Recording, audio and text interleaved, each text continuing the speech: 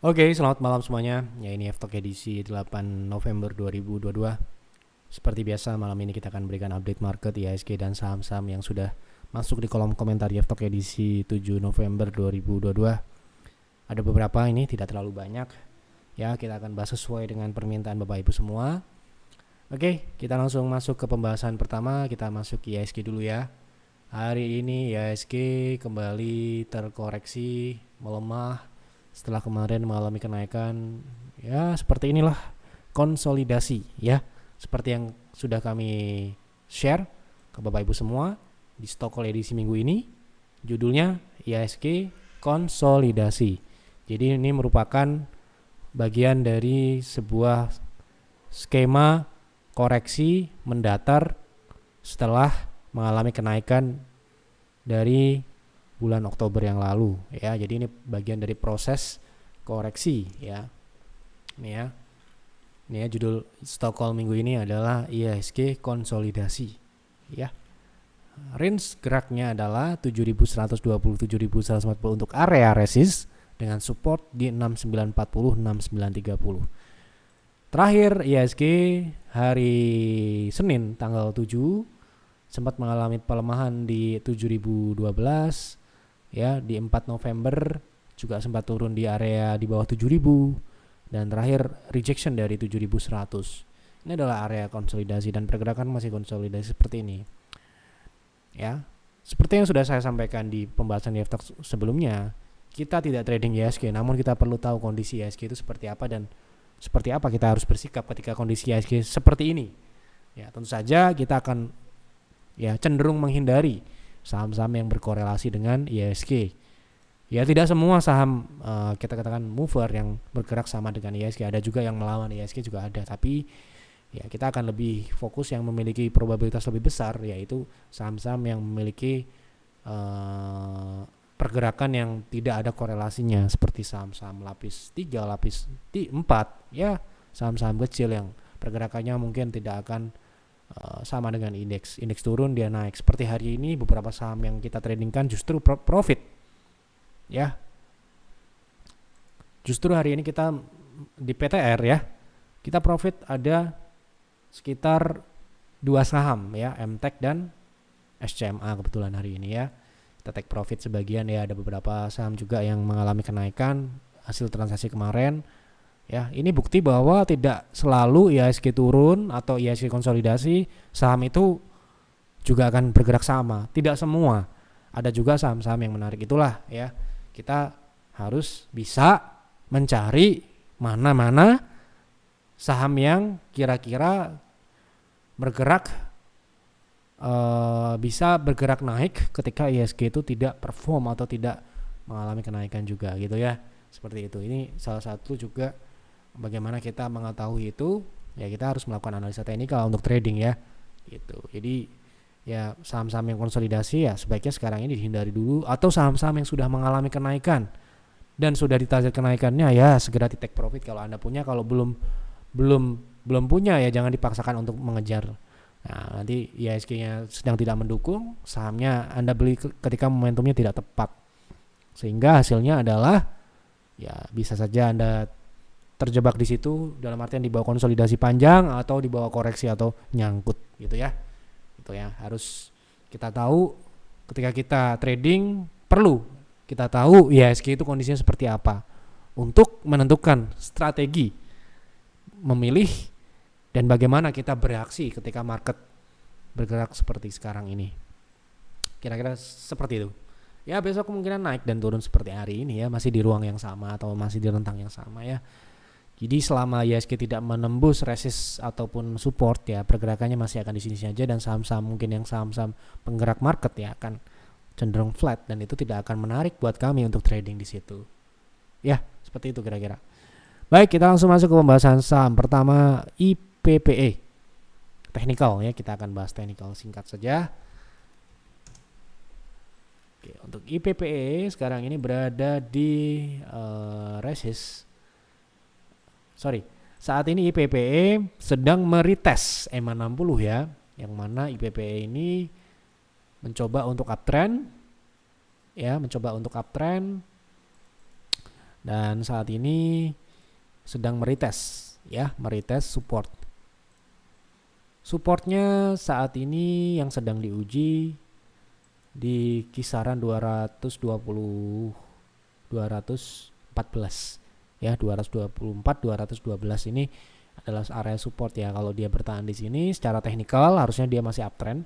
Kalau kita tarik trendline baru seperti ini, trendline-nya ya masih naik dengan target kenaikan terdekat terakhir dia sudah mencapai 250-an ya, targetnya harusnya di 268, bisa juga berlanjut ke 300 ya, 326. Seperti itu secara teknikal untuk IPPE. DSNG apakah masih bisa naik lagi ke 750 sebelum 2023, berarti Desember ya, sampai Desember apakah bisa naik ke 700? Ya kita coba lihat dari historis ya, secara historis dia itu naiknya berapa bulan ya. Ini kita hitung dari start Desember 2021 ini ya, kenaikan dari 500-an naik ke 700 ya. 700 ini ya kita anggap 700 tepat aja dulu ya. Merupakan resist ini, resist psikologis. Ya, di 700 ini apakah bisa? Nah, ini perjalanan dari support ke resist itu memakan waktu Desember sampai dengan Maret, berarti kira-kira ya 3 sampai dengan 4 bulan. Nah, sekarang ini DSNG sudah berjalan sejak Oktober. Berarti sekarang ini berjalan kurang 1 bulan, kurang sedikit ya. Berarti kemungkinan ya 3 sampai dengan 4 bulan ya. Kita lihat dari historisnya ini bisa jadi bulan Januari atau Februari lah ke atas 700 ini. Kalau kita mengacu pada historisnya ini yang kenaikan yang signifikan ya di bulan Desember 2021 sampai dengan bulan Maret 2022 ya. Gitu. Oke, jadi kemungkinan di 2023 ya. Di awal-awal 2023 kita melihat historisnya seperti itu. Baik. Bahas ACST apakah mulai uptrend?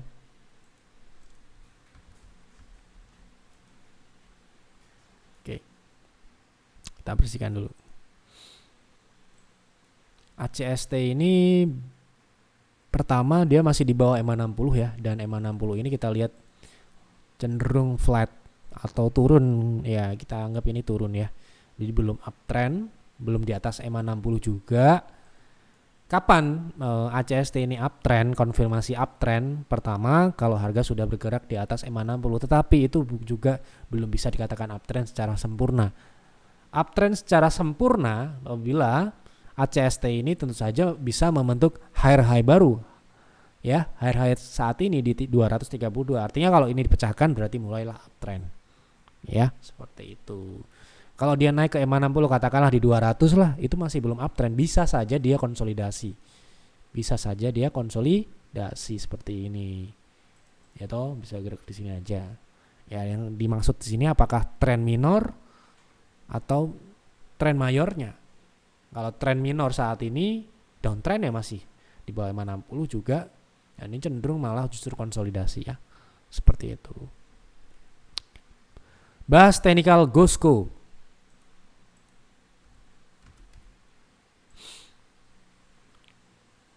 Kita bersihkan dulu. Oke, GOSCO ini mirip-mirip ya, masih downtrend. Sejauh ini dia sedang menguji EMA 60 ya. Jadi secara teknikal ini pullback. Nah, pullback ini akan berubah reversal apabila berhasil tutup di atas 132 ke atas. Ya, seperti itu. Secara teknikal kemungkinan bisa ya, kemungkinan ya. Kalau kita lihat dari kenaikan terakhir dengan volume besar dengan koreksi-koreksi minor atau koreksi-koreksi dengan volume kecil, ya ini masih memungkinkan untuk dia uji lagi di atas 132 dan breakout. Tinggal ditunggu saja karena saat ini di resist ya, bertepatan di resist. Mohon bahas saham Mari, apa bagus untuk jangka menengah? Berarti harus uptrend ya untuk jangka menengah. Kita gunakan weekly. Nah, belum ya, jelas belum. Masih seperti ini ya. Kalau menurut saya belum, ya. Nggak tahu yang lain seperti apa. Kalau menurut saya belum.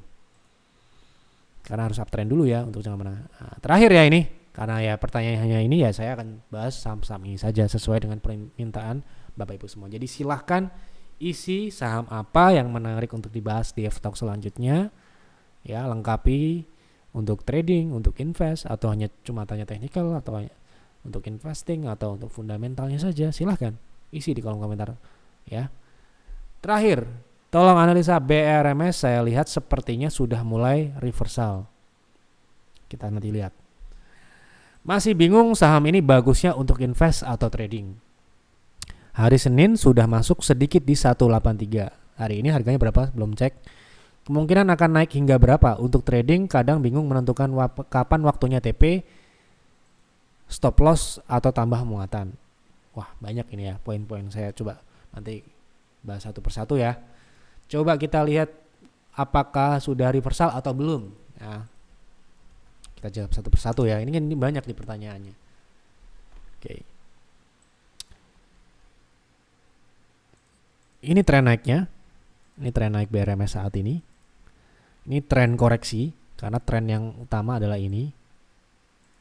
Jadi pertanyaannya apakah sudah reversal? Belum. Reversal dari tren yang ini ya? Belum. Tetapi ini sedang melanjutkan tren pullback atau swing. Untuk swing ya.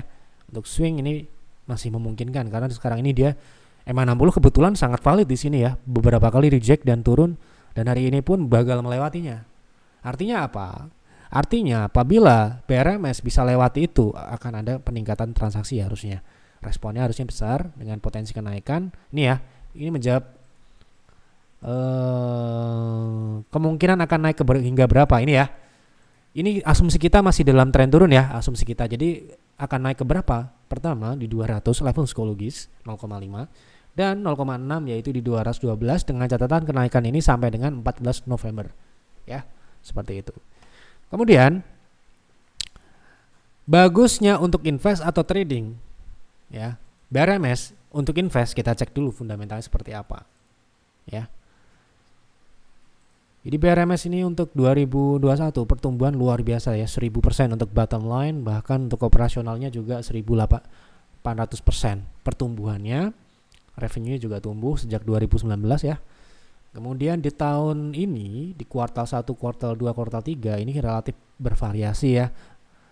Kuartal 1 tumbuh, kuartal 2 tidak tumbuh, kuartal 3 tumbuh, dan kita lihat dari sisi bottom line di sini juga sama, naik dan turun. Nah, proyeksi kita kinerja 2022 ini tidak akan lebih besar dari atau kemungkinan akan mengalami penurunan terutama di bottom line untuk di 2022 ya.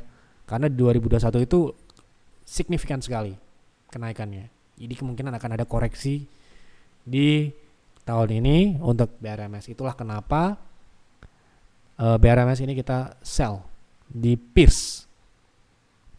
Artinya kalau masuk Pierce berarti kan layak invest. Tetapi masalahnya adalah di harga berapa dan kapan BRMS ini layak invest. Kalau sekarang ini BRMS, mohon maaf, sudah tidak layak buat kami.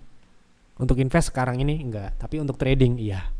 Kenapa begitu? Karena tadi peak performance-nya sudah terjadi di 2021 dan kita sudah menikmati BRMS. Ya. Ini ya, untuk Bapak Ibu tahu, kita invest di BRMS ini di bulan Februari 2022. Kita masuk. Ini adalah analisa fundamentalnya ya, pertumbuhan 2019 sampai dengan 2021 ini adalah sebuah validasi bahwa saham ini pertumbuhannya on track menuju pertumbuhan ya, pertumbuhannya ini bagus ya. Artinya ini adalah emiten yang sedang bertumbuh saat ini ya. Dan ini juga ada valuasi juga. Nah, ini investing plan kita. Ini kita sebut ketika sebuah saham masuk layak invest di waktu itu, berarti saat itu juga kita harus investasi. Ini tidak akan berlaku kalau harga sahamnya bergerak. Misalkan bergerak naik. Artinya fundamental itu sudah terefleksi dengan sempurna. Ya. Investasi itu apa? Kita mengeksplorasi adanya gap antara harga saham dengan fundamentalnya. Fundamentalnya segini, harga sahamnya masih segitu. Nah, itulah yang kita cari, berapa persen kira-kira saham ini bisa naik. Nah, kebetulan BRMS ini sudah mencapai target kami. Kita invest di 136 harga 136 itu di bulan Februari yang lalu, dan harga sahamnya itu sudah mengalami kenaikan di 200, bahkan di atas target kami. Ini sudah mencapai 250 di bulan April. Ini yang kita sebut ekspektasi kita setahun, tapi kemarin ada pembahasan investasi itu view kita jangka panjang, tapi kadang-kadang market memberikan berkah dalam waktu yang singkat seperti BRMS ini. Kita invest di sini ya di Februari ini, dikasih di bulan April dan bahkan sudah mengalami kenaikan. Artinya apa? Ini sudah menggambarkan atau merefleksikan fundamentalnya. Sudah gapnya sudah tertutup. Sudah tereksploitasi oleh market. Sudah terapresiasi performance dari 2021 itu. Setelah itu terjadilah penurunan ini dan BRMS kembali turun, dan sejauh ini peers tidak melakukan buyback. Sejauh ini ya, kita nggak tahu, mungkin nanti ada update lagi di peers akan ada info tentu saja. Jadi pertanyaannya adalah apakah emiten ini layak invest atau tidak? Untuk saat ini sudah terlihat. Kenapa? Karena performance-nya sudah terrefleksi di harga sahamnya. Dan juga pertama trennya turun. Ya. So menurut saya ya, sekali lagi menurut saya ini ya untuk swing trade. Silahkan swing trade dengan target tadi, 200 ya. Gitu ya. Apalagi pertanyaannya yang menentukan kapan waktunya TP dan stop loss atau tambah muatan. Wah, ini edukasi ya. Sekali lagi ini kondisional sesuai dengan kondisi harga saham. Tapi paling tidak seperti ini, stop loss itu tidak ditentukan oleh harga sahamnya saja, tetapi ditentukan oleh profil kita. Misalkan di private trading room tidak boleh lebih dari 5%, loss itu tidak boleh 5%. Sekalipun saham itu turun katakanlah 5% tapi masih uptrend, kita akan cut. Ya, kita akan cut. Kenapa begitu? Karena kita nggak boleh lebih dari situ. Itu udah aturan main kita. Kapan harus stop loss? Ketika batas toleransi Anda sudah tercapai. Kedua, batas toleransi yang ada di harga sahamnya. Misalkan saham ini uptrend, ya, misalkan BRMS ini uptrend. Kemudian ini kan tren yang kita harapkan berlanjut. Tetapi tren ini sudah tidak berlanjut, kita harus cut loss secara teknikal. Seperti itu. Ya. Kapan kita melakukan take profit? Tentu saja sesuai dengan trading plan Anda. Kalau Anda sudah masang, katakanlah misalkan BRMS ini Anda pasang di 200, harga sudah mencapai, kalau kita ya pasti akan dijual. Sekalipun saham ini memang masih bisa naik misalkan, tapi kita akan take profit sesuai apa yang ada trading plan. Jadi kita yang menentukan, bukan market yang menentukan ya. Kayak kapan kita masuk, kapan kita keluar, sesuai dengan syarat-syarat yang sudah terpenuhi di market ya. Jadi kita memang mengikuti dinamika market, tapi jangan sampai kita tenggelam dengan market. Kalau kita tenggelam ya hasilnya nyangkut gitu ya, seperti itu. Jadi ini sedikit edukasi, tidak akan secara mendetail saya jelaskan di Yeftalk, karena Yeftalk itu sebenarnya mengomentari market, bukan mengedukasi ya. Edukasi di sini ya kita berikan sesuai dengan case-case aja. Nah, nanti mungkin ada video Yev-Edu namanya. Nah, itu kan kita akan jelaskan bagaimana menentukan trading plan, membuat entry, membuat target entry, membuat stop loss, menentukan target profit 1, target profit kedua secara realistis, seperti itu. Nanti ada di Yev-Edu, tapi saya belum buat sampai dengan saat ini ya. Nanti mungkin ada video-video Yev-Edu sudah ada beberapa, mungkin Anda bisa lihat. Kalau misalkan Anda pengen belajar dari saya, yaitu saya share apa yang saya miliki ya. Tentu saja mungkin ada beberapa yang tidak sesuai dengan orang lain di sana, luar sana. Ini sesuai yang apa saya miliki, saya share di Yev-Edu gitu ya. Itu saja yang mungkin yang dapat saya sampaikan di Yeftalk malam ini. Semoga dapat memberikan informasi yang menguntungkan sesuai dengan permintaan Bapak Ibu di kolom komentar. Kita akan bahas sesuai permintaan. Tentu saja tidak akan kita munculkan ide saham ini untuk dibahas, tidak, karena tidak mau kita ada asumsi di luar sana kita melakukan menggodok sebuah saham dikiranya kita price makernya, bukan ya. Jadi kita hanya menjawab pertanyaan dari Bapak Ibu semua yang ada di kolom komentar. Jadi isi kolom komentar itu saham apa yang menarik untuk dibahas di Yeftalk selanjutnya ya, dan kenapa saham tersebut Anda pilih ya. Dukung kami dengan klik like, dengan subscribe, dengan share video ini. Apabila Anda merasa Yeftalk ini bermanfaat, silakan bagikan ke siapapun yang Anda kenal yang juga trading dan investasi saham. Itu saja. Mohon maaf apabila ada salah kata atau salah penyampaian. Selamat malam dan selamat beristirahat.